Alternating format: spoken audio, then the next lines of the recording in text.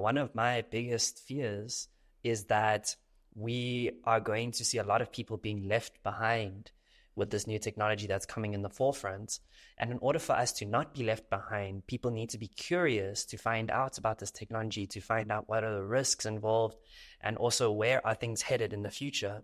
So I always get fascinated by this idea of curiosity and how majority of the people that we speak on this podcast, one of the common traits that we see is curiosity.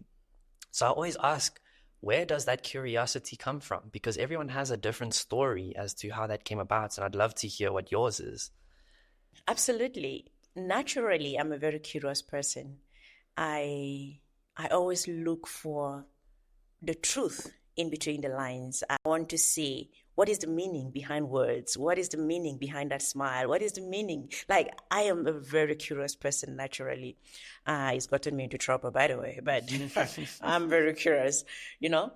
And so, me being a very curious person naturally, I believe, has helped me to be able to question things. And it helped, without curiosity, I wouldn't even be where I am today.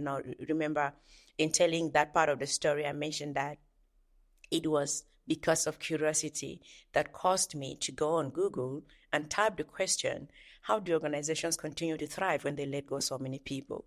And I was looking at the top 10 skills of the future by World Economic Forum, and I'm looking, there's innovation, there's emotional intelligence, there's so many of those things on the top 10, right? And I'm looking at it to see if there's curiosity on the list.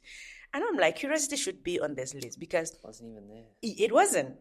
And I'm looking at it and I'm like, curiosity should be on this list because if you are unable to wonder, to ask questions, to question the narrative, question the conventional things that you're seeing around you, question the status quo. For those who are unable to question that, they are going to find themselves left behind, to piggyback on what you just mentioned. Because if you don't have an ability to ask the question, how is technology impacting my industry, for example? How is technology impacting my profession, for example? Let's say you're in the medical field. How is technology impacting that particular industry? Because the way doctors were trained 10 years ago is not going to be the same way they're being trained now. So if you are going to approach the medical field or healthcare in general without asking the question, how is technology disrupting this particular industry, you are not even going to be relevant to begin with.